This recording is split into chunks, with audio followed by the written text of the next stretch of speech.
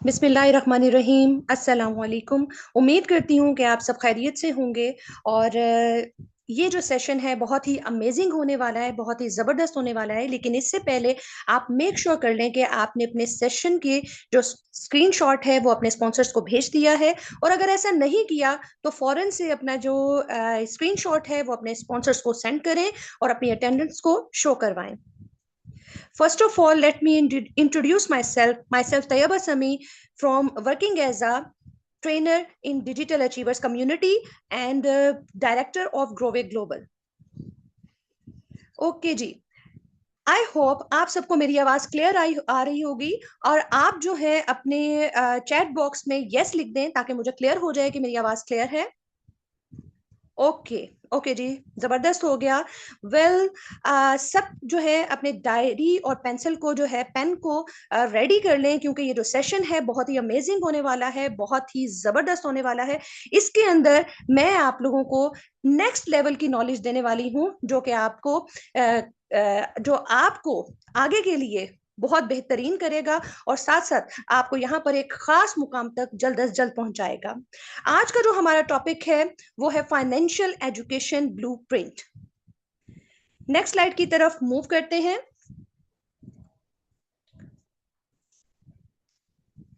Okay जी। सबसे पहले तो फाइनेंशियल एजुकेशन है क्या, हमें इस चीज को समझने की जरूरत है। इसको क्लियरली जो है हमें जानने की जरूरत है, क्योंकि फाइनेंशियली ये हमारी सोसाइटी की सबसे ज्यादा बदकिस्मती है कि यहाँ पर हमें कभी भी फाइनेंशियल एजुकेट नहीं किया जाता। ना हमें ये बताया जाता है कि हमें हमारे लिए क्या चीज जरूरी है, हम कैसे अपने जो अर्निंग है या अपनी मनी उसको कैसे सेव कर सकते हैं, कैसे बेहतरीन बेहतरीन तरीके से हम इसे यूटिलाइज कर सकते हैं। ठीक हो गया। तो यहां पर हमें सबसे पहले फाइनेंशियल एजुकेशन के बारे में जानना है। What is financial education? Financial education teaches you to shift money from liabilities to assets over time। यानी जो फाइनेंशियल एजुकेशन है वो आपको सिखाती है कि आप कैसे अपनी मनी को शिफ्ट कर सकते हैं अपने लाइबिलिटीज से एसेट्स की तरफ। यानी आप अपने ड्यूज से किस तरह अपने असासों की तरफ आ सकते हैं, या किस तरह जो है आप अपने प्रॉपर्टी बना सकते हैं उसी मनी से जो कि आपको आपके पास मौजूद है, उसको कैसे आप यूटिलाइज कर सकते हैं। और ये है financial education. Financial education also covers the psychology. यानी जो फाइनेंशियल एजुकेशन है वो ना सिर्फ आपकी मनी को जो है शिफ्ट करती है, बल्कि उसके साथ साथ आपको साइकोलॉजिकली भी जो है वो रिलीफ देती है, आपको जो है वो सुकून और परेशानी से दूर करती है। Financial education doesn't mean never take risk, it means understanding risk. यानी कि आप जो है, ये जो फाइनेंशियल एजुकेशन है वो ये नहीं कहती है कि भाई रिस्क मत लो, क्योंकि हमें ज्यादातर क्या सिखाया जाता है, हमें बचपन से लेके जो है बड़े होने तक हम पहले तो पढ़ने की तरफ ही लगे रहते हैं, अपनी स्टडी पे फोकस करते रहते हैं। नो डाउट स्टडी जो है वो हमें शोर देती है, लेकिन उसके साथ साथ हमें हमेशा रिस्क लेने के लिए रेडी रहना चाहिए। और फाइनेंशियल एजुकेशन हमें रिस्क लेने के लिए रेडी करती है, हमें बताती है कि हम किस तरीके से अंडरस्टैंड कर सकते हैं इस रिस्क को। नेक्स्ट स्लाइड की तरफ मूव करते हैं। What is financial education? देखिए, फाइनेंशियल एजुकेशन जो है turns money from a source of stress into a tool. यानी आपके जो स्ट्रेस है, जो आपको मनी से या आपको जो एक जॉब से थोड़ा लेवल है, थोड़ी कमाई है, उससे किस तरीके से हमने आगे बढ़ना है, किस तरीके से हमने जो है उसको और फायदे के लिए इस्तेमाल करना है, तो वो इसे हमारे लिए हमारी इस मनी को बना देती है टूल, कि हम किस तरह इसको इस्तेमाल कर सकते हैं अपने फायदे के लिए, जो कि हमें परेशानियों से बचाती है। ठीक हो गया। Financial education is learn how many works so you can make smart decisions with it instead of money making decisions for you।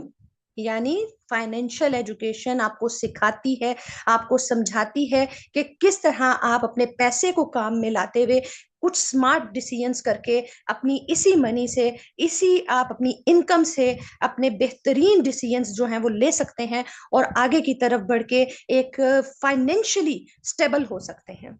I hope आप सबको फाइनेंशियल एजुकेशन के बारे में क्लियर हो चुका होगा। नेक्स्ट हम चलते हैं, नेक्स्ट स्लाइड की तरफ मूव करेंगे। What is ESBI model? ठीक है, व्हाट इज ईएसबीआई मॉडल? अब देखिए, जाहिरी बात है हमने फाइनेंशियल एजुकेशन के बारे में सीखा, समझा, तो हम इसके ब्लूप्रिंट्स की तरफ ही बढ़ेंगे। हम इसके जो ब्लूप्रिंट्स हैं उनको ही देखेंगे, उन्हीं को समझेंगे, जिनमें से जो सबसे पहला है वो है ईएसबीआई मॉडल।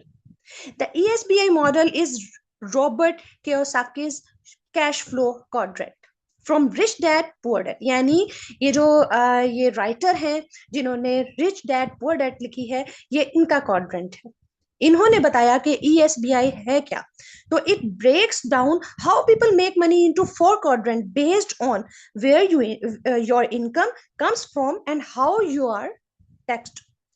यानी आप कहाँ से हासिल करते हैं और कैसे जो है इसको आगे के लिए, टेक्स्ट के लिए या फिर उसके अलावा अपने फायदे के लिए इस्तेमाल करते हैं। तो इनके 4 तरीके उन्होंने बताए, जो कि मैं आगे आप लोगों को बताने वाली हूं।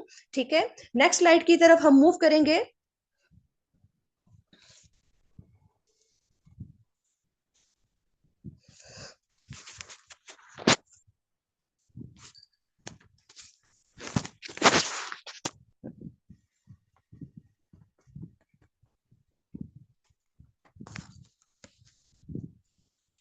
ओके जी, नेक्स्ट स्लाइड आ गई हमारी।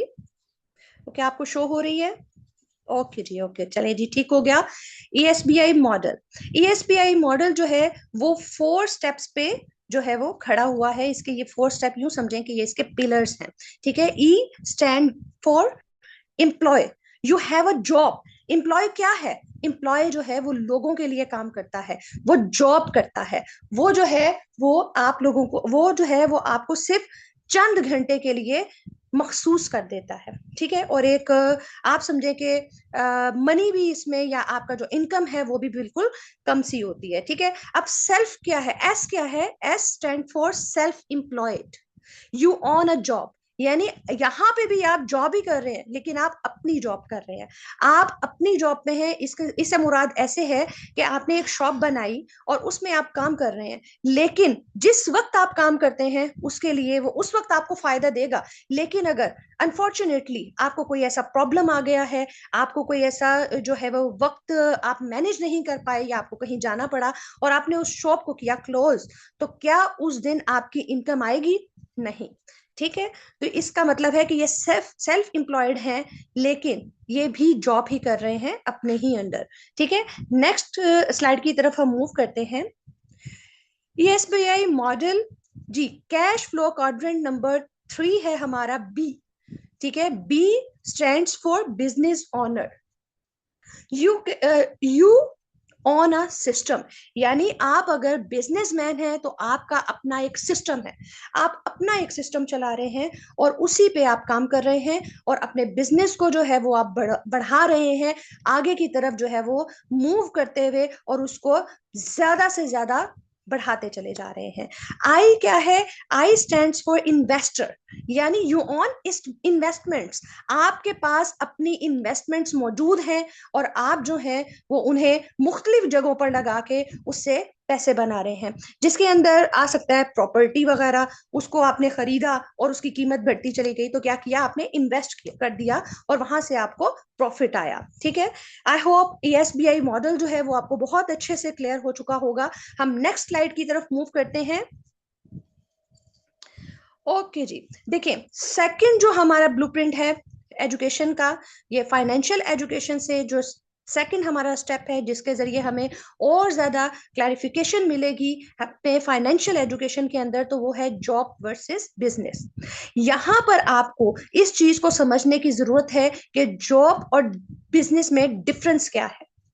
इसी को समझते हुए हम आगे की तरफ जब बढ़ते हैं तो हमें खुद जो है अपने लिए एक रास्ता नजर आता है, हम खुद सिलेक्ट कर सकते हैं अपने लिए एक बेहतरीन रास्ता चुन सकते हैं। जी, जॉब जो है वो आपको हाईली एजुकेटेड होंगे या फिर आपका एक्सपीरियंस जो है वो बहुत ज्यादा मैटर करता है। जाहिर बात है कहीं पे भी जॉब करने होगे तो सबसे पहले आपका आपके साथ सवाल होता है कि भाई क्या एजुकेशन है, क्वालिफिकेशन क्या है। तो जॉब के लिए क्वालिफिकेशन मैटर करती है और उसके साथ साथ आपका एक्सपीरियंस भी मैटर करता है।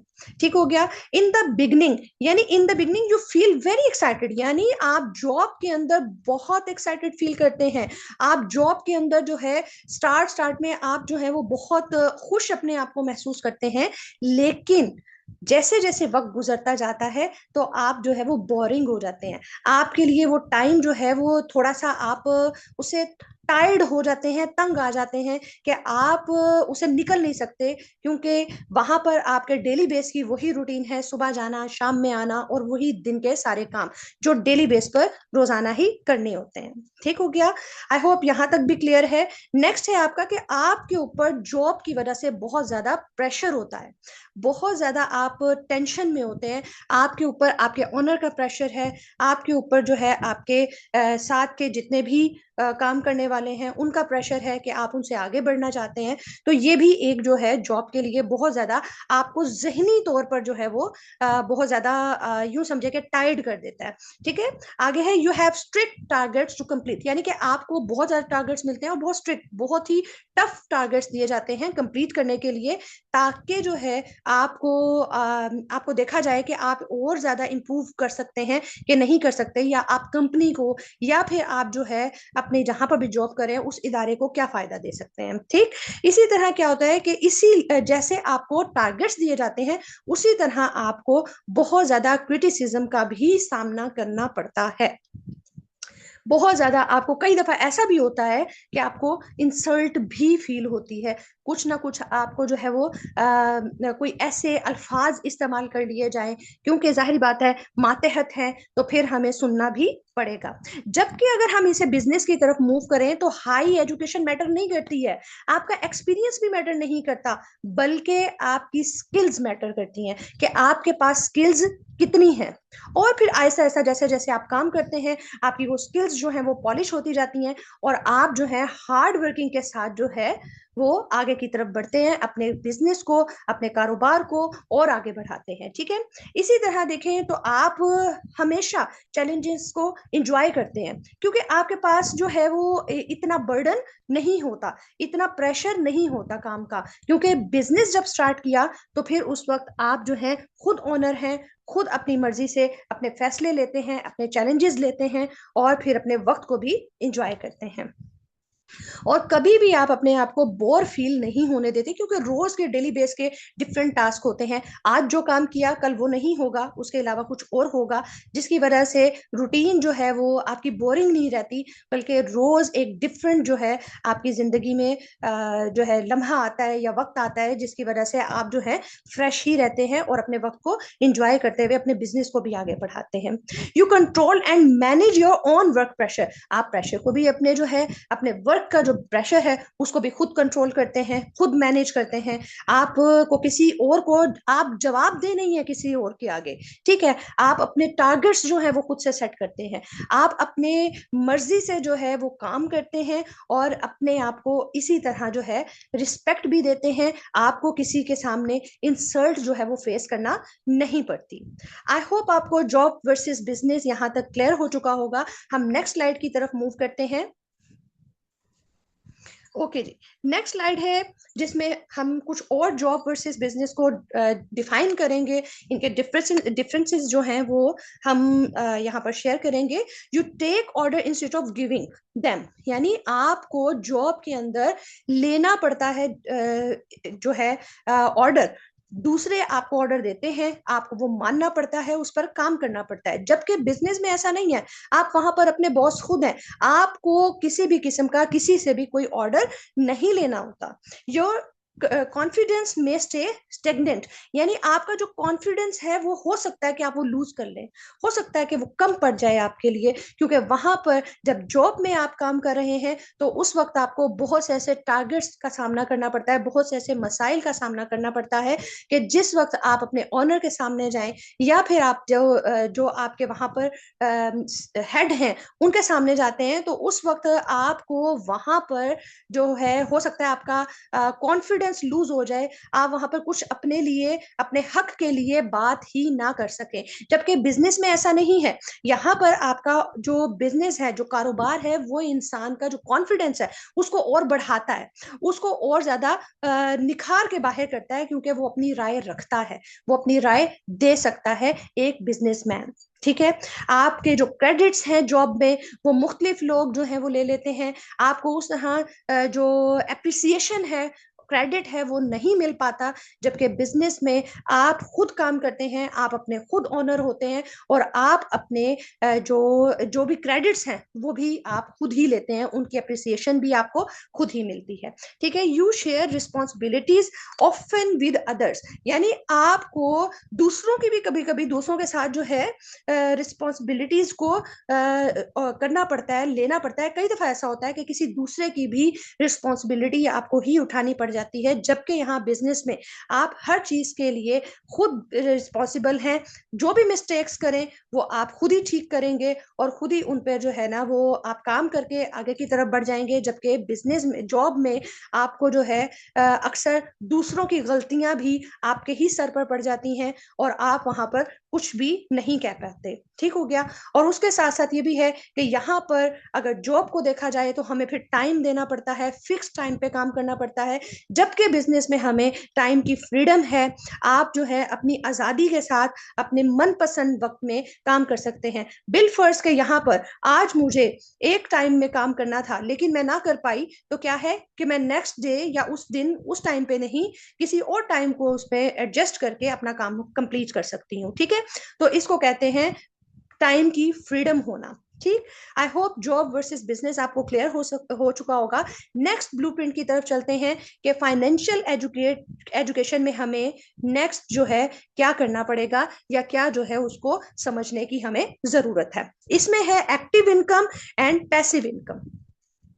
अब यहां पर एक्टिव क्या है, तो एक्टिव इनकम क्या है कि भाई एक्टिव से आपको समझ आ रही होगी कि भाई एक्टिवली पार्टिसिपेट किया तो वो आपकी एक्टिव इनकम है। Money you get by directly trading your time and effort. How it works, no work no money, it stops the second you stop. मतलब एक्टिव इनकम क्या है कि आप खुद डायरेक्टली अपने टाइम को, अपने एफर्ट्स को लगाते हैं तो फिर आप अपनी एक्टिव इनकम को जनरेट करते हैं। अगर आप वर्क नहीं करते तो फिर पैसा नहीं आता या आपकी इनकम जो है वो जनरेट नहीं होती। अगर आप स्टॉप हैं तो फिर आपका काम भी रुक जाएगा, स्टॉप हो जाएगा। इसकी मिसाल ऐसे है जैसे आप सैलरी है, जॉब कर रहे हैं, सैलरी मिल रही है, लेकिन अगर आप जॉब छोड़ देते हैं तो फिर क्या होगा, आपको सैलरी नहीं मिलेगी। ऐसा ही है ना, अगर फ्रीलांसर्स जो हैं वो अपने किसी प्रोजेक्ट को कंप्लीट करते हैं तो उन्हें पैसा मिलेगा। अगर उन्हें कोई प्रोजेक्ट नहीं मिलता तो क्या होगा, खाली हाथ बैठे रहेंगे। ठीक है, कुछ काम नहीं कर पाएंगे, कुछ पैसा नहीं बना पाएंगे या इनकम जनरेट अपनी नहीं कर पाएंगे। इसी तरह कंसल्टिंग हो गया, ऑर्ली वेजेस हो गए, कमीशंस हैं, running a business where you are the one doing the work. ठीक है, यानी जहां भी आप कोई एक काम खुद से कर रहे हैं, मेहनत कर रहे हैं, अपना टाइम दे रहे हैं, तो वो फिर आपकी एक्टिव इनकम है। और उसी को वो तभी आपकी जनरेट होगी जब आप खुद टाइम देंगे, जब आप खुद कुछ एफर्ट करेंगे, और तभी वो आपका फायदा देगी, आपकी इनकम को जनरेट करेगी। ठीक है, इसे कहते हैं एक्टिव इनकम। और इसको हम जॉब से भी, जाहिर बात है, नीचे एग्जांपल्स में मैंने आपको बता दिया। ठीक है, नेक्स्ट हम मूव करते हैं, नेक्स्ट स्लाइड है हमारी passive income.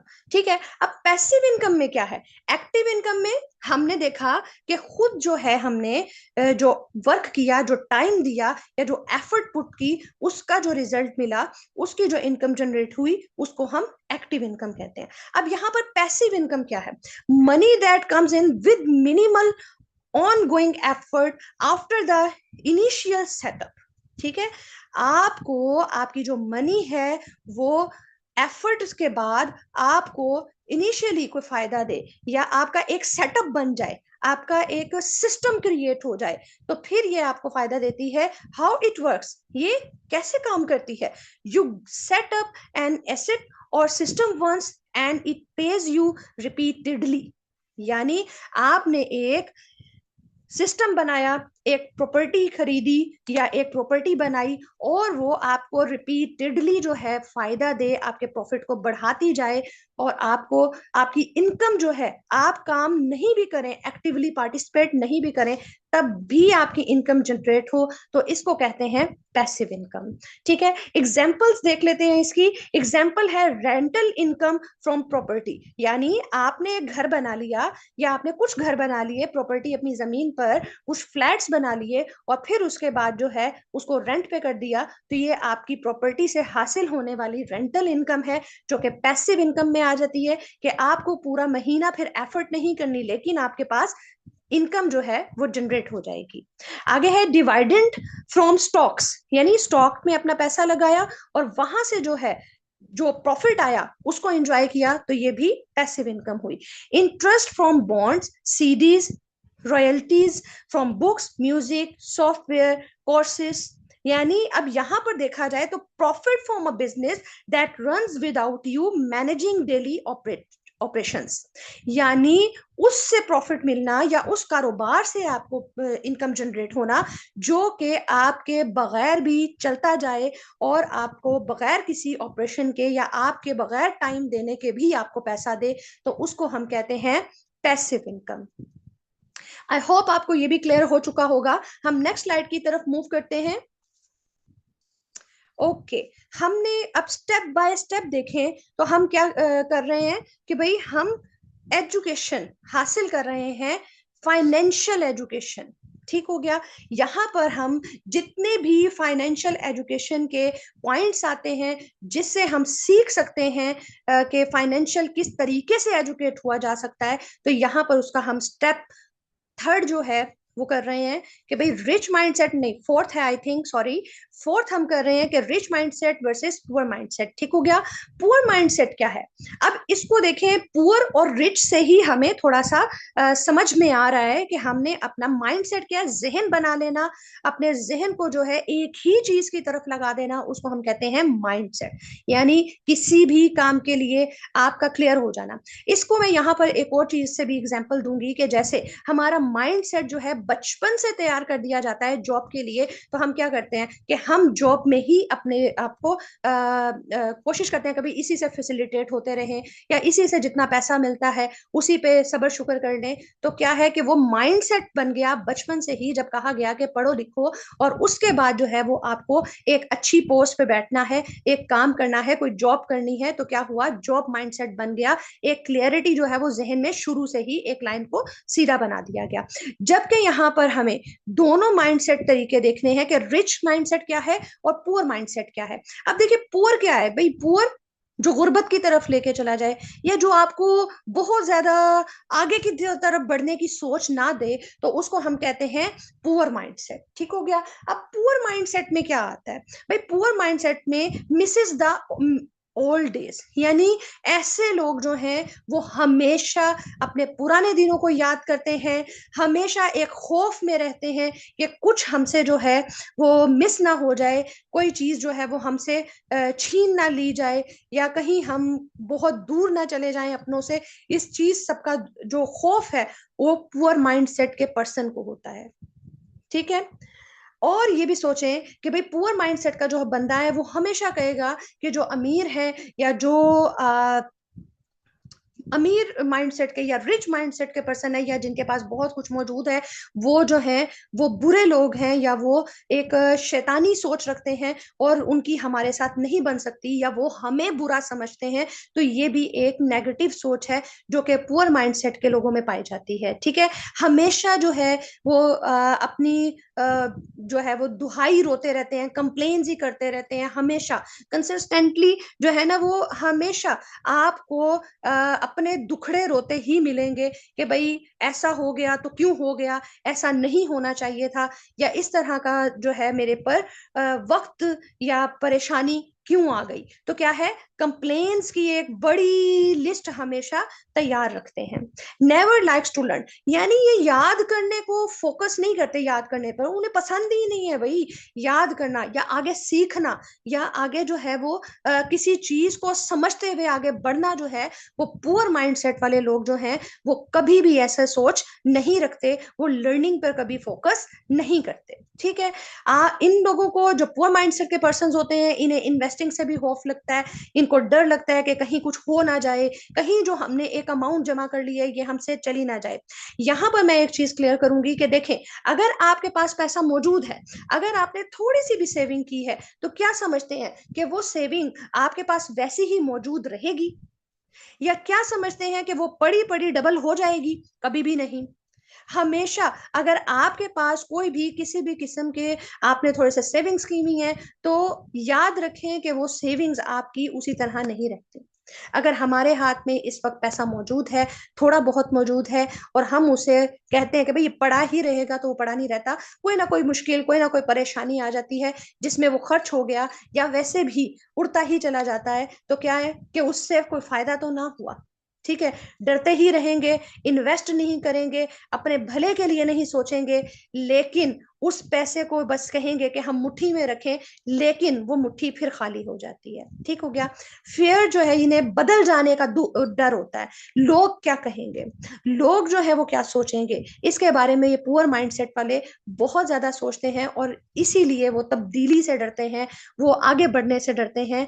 These thoughts reflect a negative mindset. जी, यहाँ पर मैंने पहले आप लोगों को बताया कि ये सब कुछ जो है वो नेगेटिविटी को शो कर रहा है, यानी नेगेटिव माइंडसेट के बंदों को यहाँ पर ये शो कर रहा है कि पुअर माइंडसेट का जो बंदा है वो हमेशा जो है वो नेगेटिविटी की ही बात करता है, वो हमेशा जो है वो नेगेटिव ही रहता है। ठीक हो गया, अब नेक्स्ट स्लाइड की तरफ हम मूव करते हैं और देखते हैं कि भाई रिच माइंडसेट के पर्सन कैसे होते हैं। भाई रिच माइंडसेट का पर्सन क्या है, देखो एक तो हो गया ना कि हम किसी के पास पैसा नहीं है, या किसी के पास अच्छा घर नहीं है, लेकिन चले वो उसने खुद चूज नहीं किया, ठीक, लेकिन वो उससे निकल सकता है। ठीक है, अगर उसका माइंड रिच है, अगर वो रिच रिच माइंडसेट का बंदा है या पर्सन है, तो वो उससे निकल जाएगा, अपने उन दिनों को बदलने की कोशिश करेगा और आगे बढ़ेगा। ठीक है, जबकि अगर आप रिच भी हैं लेकिन आपका माइंडसेट पुअर है, तो हमेशा आप नीचे का ही सोचेंगे और आप कभी भी आगे की तरफ मूव नहीं कर सकेंगे। तो रिच माइंड सेट वाले बंदे क्या करते हैं कि लिव्स इन द प्रेजेंट्स, वो प्रेजेंट्स में रहते हैं, वो हमेशा अपने हाल में रहते हैं, अपनी मिस्टेक्स से सीखते हैं, और अपनी मिस्टेक्स से सीखते हुए आगे बढ़ते हैं और उनको दुरुस्त करते हैं। जैसे हेल्प्स अदर सक्सीड, और दूसरों की जो है वो मदद करते हैं कामयाब होने में। वो ये नहीं सोचते कि ये बंदा मेरे से आगे निकल जाएगा, बल्कि वो दूसरों की मदद करते हैं, दूसरों को आगे बढ़ता देख कर खुश होते हैं। ठीक है, और कभी भी कंप्लेनिंग नहीं होते, कभी कंप्लेन नहीं करते अपनी मिस्टेक्स की, अपनी परेशानियों की, बल्कि अगर उनसे कोई ऐसी परेशानी में घिर जाए तो वो सोचते हैं कि भाई हम इस परेशानी से कैसे निकले, किस तरीके से जो है वो हम यहाँ से निकल कर एक जो है अच्छा लाइफस्टाइल ले लें, या फिर एक जो है वो अपने लिए कुछ सोच लें। वो कंप्लेन नहीं करते, बल्कि सोचते हैं और उस पर एक्शन लेते हैं। ठीक है, क्या करते हैं कि लर्निंग करते हैं, और बैड हैबिट्स जो है वो छोड़ देते हैं, बुरी आदत नहीं अपनाते, बुरे लोगों में नहीं बैठते, हमेशा सिर्फ सोचते नहीं हैं बल्कि एक्शन भी लेते हैं, यानी ख्याली पुलाव नहीं बनाते बल्कि उस पर काम भी करते हैं। ठीक है, these trades show a positive growth oriented mindset focused on success.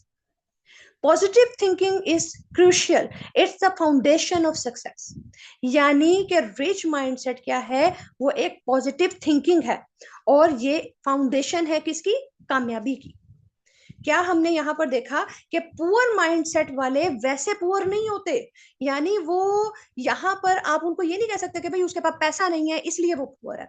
वो इसलिए पुअर है क्योंकि वो जहनी तौर पर गरीब है। समझ आ गई है इसकी बात? यहां पर एक मिसाल मैं आपको देना चाहूंगी कि जैसे एक पर्सन जो है, आप ये सोचो कि 5-7 ऐसे लोग हैं जो कि बैड हैबिट्स वाले हैं, क्या कहते हैं, अच्छे काम नहीं करते, झूठ बोलते हैं, चोरी चकारी करते हैं, या फिर जो है वो गलत आदत अपनाते हैं।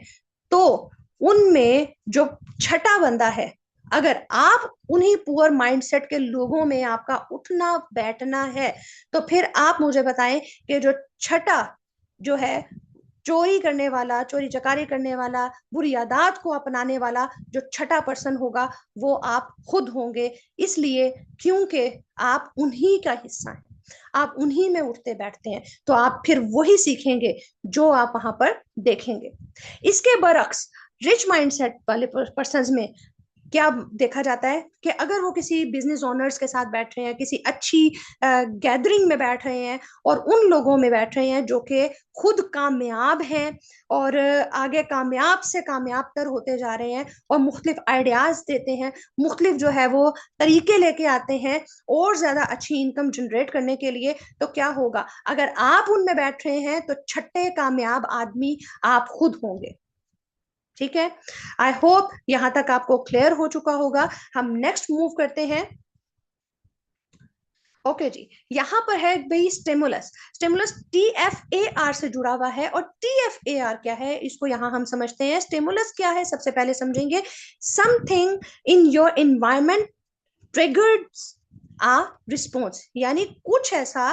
देखो, एक इन्वायरमेंट की बात हो रही है, तो इन्वायरमेंट क्या है, जो हमारे इर्द गिर्द का माहौल है, हम उससे सीखते हैं, हम उससे आगे बढ़ते हैं। ठीक है, तो जो हमारा इन्वायरमेंट है उससे हम जो है रिस्पॉन्स देते हैं ट्रिगर होके किसी भी चीज से, और किसी भी पर्सन से, या किसी भी माहौल के अंदर होते हुए किसी काम से। ठीक है, तो उसका जो जो हमें इन्वायरमेंट ट्रिगर करे और फिर हम उस पर रिस्पॉन्स दें, तो उसको कहते हैं स्टिमुलस, जिसको हम यहाँ पर TFAR से जो है वो जोड़ते हैं।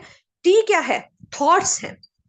थॉट्स क्या है, you interpret the stimulus with your thoughts, यानी आपका जो इन्वायरमेंट है वो आपको कोई ऐसा मिला जिसमें आपको किसी चीज ने ट्रिगर किया, तो ट्रिगर करते ही जो सबसे पहला रिस्पॉन्स आएगा वो क्या होगा, वो आपकी थॉट होगी, वो आपका सोच होगी कि आखिर ऐसा क्यों और कैसे। ठीक, नेक्स्ट जैसे ही आपकी थॉट आई, तो फिर क्या हुआ, एफ जो है वो हमें हुआ कि भाई फीलिंग्स आ गई। अब फीलिंग्स क्या है, क्रिएट एन इमोशनल रिस्पॉन्स। ये दूसरा रिस्पॉन्स हुआ कि फीलिंग्स जो है वो थॉट से जन्म लिया, किसने, इमोशंस ने, आपकी फीलिंग्स ने। ठीक है, और ये आपका सेकंड रिस्पॉन्स है। ठीक, अब सेकंड रिस्पॉन्स के बाद क्या आता है कि भाई एक्शन। अब फीलिंग्स के क्या करेंगी, फीलिंग्स ड्राइव योर एक्शंस, यानी कि फीलिंग्स जो है वो आपके एक्शंस को बनाएंगी। आप फौरन जो है उस पर रद्द अमल करेंगे, फौरन जो है वो एक एक्शन देंगे। ठीक है, और एक्शन क्या करता है, आर यानी result. Actions lead to outcomes और रिजल्ट्स। जो एक्शन है वो क्या बनाते हैं, आउटकम्स देते हैं, हमें हमें रिजल्ट्स देते हैं। जब हम किसी अच्छी चीज पे कोई भी एक्शन करते हैं, तो वो हमें कोई ना कोई रिजल्ट देगा, चाहे अच्छा अच्छा हो एनवायरनमेंट या फिर बुरा एनवायरनमेंट हो। वो जब ट्रिगर करेगा तो कुछ ना कुछ जो है वो आपके जहन में सोच भी आएगी, आप उस पर काम भी करेंगे, और फिर उससे रिजल्ट भी आएगा। ठीक हो गया। अब यहां पर एक छोटी सी एग्जांपल दूंगी कि एक शख्स ऐसा है जो कि गाड़ी में बैठा है फॉर्च्यूनर में, और एक वो शख्स है जो सड़क पे खड़ा है और उस फॉर्च्यूनर को देख रहा है। तो सबसे पहले उसको वो खूबसूरत लगेगी, और उसके दिल में क्या पैदा होगा, एक होगा ये इन्वायरमेंट। दो इन्वायरमेंट्स की बात करने लगी हूँ, बहुत गौर से सुनिएगा। एक वो पुअर माइंडसेट और रिच माइंडसेट को अगर हम इससे जो है वो जोड़ दें, तो क्या है कि पुअर माइंडसेट वाला क्या कहेगा कि ये तो बैठा है पर मैं कभी नहीं कर सकूंगा। तो क्या होगा, थॉट तो आई लेकिन वहीं रुक गई, कोई फीलिंग नहीं। फीलिंग क्या आई, उसमें एक बैड फीलिंग आ गई, या एक नेगेटिव फीलिंग आ गई कि ऐसा नहीं हो सकता। उस पर एक्शन क्या होगा, वहां से चला जाएगा और क्या होगा, रिजल्ट जीरो। जबकि अगर रिच माइंडसेट वाला पर्सन होगा, वो उसी गाड़ी को देख के कहेगा कि आखिर कितना खूबसूरत लग रहा है ये शख्स इसके अंदर बैठा हुआ, और अगर मैं इसकी जगह बैठूं तो कितना अच्छा लगूंगा। तो उसकी सोच क्या आई, पॉजिटिव सोच आई। एक पॉजिटिव सोच ने जन्म लिया, और फिर उसके बाद उसको एक फीलिंग आई कि भाई अब थॉट तो आ गई है, लेकिन इस पे काम क्या होगा, कैसे ये ऐसा हो सकता है, कैसे जो है। और उसकी जो एक और फीलिंग आई है ना कि मैं अच्छा कितना लगूंगा, तो उसके लिए वो क्या करेगा कि मुझे ये करना ही करना है। उसके लिए वो एक्शन करेगा, वो काम करेगा, हार्ड वर्किंग करेगा, और उससे फिर रिजल्ट्स मिलेंगे, और एक दिन वो उसी फॉर्च्यूनर में बैठा भी होगा। आई होप आपको क्लियर होगा। ये कोई एक या 2 दिन या 4 दिन की बात नहीं है कि आप ये कहें कि भाई आज हमने ये सिस्टम स्टार्ट किया, आज जो है हमने एक पॉजिटिव इन्वायरमेंट से एक अच्छी चीज सीखी, और साथ ही हम ये कह दें कि भाई कल तक हमें इसका रिजल्ट आ जाए, तो ऐसा नहीं है। अगर आपने किसी बड़े लेवल को सोचना है, किसी बड़े लेवल पे काम करना है, तो फिर उसके साथ साथ अपने थॉट्स, अपनी फीलिंग्स, अपने एक्शंस पे काम करना है। और जितना ही आपका स्ट्रॉन्ग एक्शन होगा, जितनी ही स्ट्रॉन्ग आपके थॉट होगी, तो उतना ही स्ट्रॉन्ग आपको रिजल्ट भी मिलेगा। ठीक है, आई होप आपको ये क्लियर हो चुका होगा। नेक्स्ट स्लाइड की तरफ मूव करते हैं। ओके जी, यहाँ पर इन्वायरमेंट की बात हो रही, जैसे हम अभी स्टिमुलस में भी इन्वायरमेंट की बात कर रहे थे, तो यहाँ पर हम देखते हैं कि भाई ये सब चीजें फाइनेंशियल एजुकेशन से जुड़ी हुई हैं, स्टार्ट से लेके अब तक। ठीक है, अब इसमें इन्वायरमेंट भी शामिल होता है। वो हमें समझाता है या वो हमें बताता है कि हमने कैसे जो है कामयाब होना है, और किस तरह हमने पुअर से रिच माइंडसेट की तरफ जाना है, या रिच इन्वायरमेंट में जाना है। ठीक है, your surroundings, people and experiences shape you, यानी आपके इर्द गिर्द का जो इन्वायरमेंट है, जो लोग हैं, वो या आपके जो एक्सपीरियंसेस हैं, वो ही आपको शेप देते हैं। यानी अगर आपका एक्सपीरियंस गलत होगा, या आप पुअर माइंडसेट के लोगों में होंगे, तो फिर आपका एक्सपीरियंस भी उसी तरह का शेप, यानी आप खुद भी उसी तरह के शेप में आ जाओगे। ठीक है ना, जाहिर बात है, अगर नेगेटिव लोगों में बैठेंगे तो क्या होगा, नेगेटिविटी ही सीखेंगे। ठीक, अगर पॉजिटिव लोगों में बैठेंगे तो क्या है कि पॉजिटिविटी सीखेंगे। ठीक, the model suggest upgrading to a rich environment, one that supports growth, positivity and success to boost your outcome. यानी कि इन्वायरमेंट हमेशा रिच इन्वायरमेंट अपना रखें, अच्छे लोगों में बैठें, अच्छे लोगों के में उठना बैठना अपना करें, और उसके साथ साथ जो है ये आपको क्या करता है, आपको सपोर्ट देता है, आपकी ग्रोथ करता है, पॉजिटिविटी बढ़ाता है आपकी, और आपको कामयाब होने के लिए या अपने रिजल्ट्स हासिल करने के लिए भी बूस्ट करता है। तो इन्वायरमेंट जो है, हमने क्या सीखा कि बहुत ज्यादा मैटर करता है। अच्छे लोगों में बैठ के अच्छी बातें ही सीखेंगे, तो इसलिए हमें रिच एनवायरनमेंट की तरफ जाना चाहिए, और इसी पे जो है वो अपने काम करना चाहिए। यहाँ एक छोटी सी और मुहावरा आपको समझा देती हूँ कि मुहावरतन भी कहा जाता है ना कि भाई खरबूजे को देख के खरबूजा रंग पकड़ता है, तो क्या हुआ कि मतलब ये कि जैसा जो होगा उसके साथ आप 4 से 5 दिन रहेंगे या कुछ अरसा रहेंगे, तो आप भी वैसे ही हो जाएंगे। ठीक है, एक इसकी मिसाल ऐसे भी हो सकती है कि पेरेंट्स को देखते हैं बच्चे।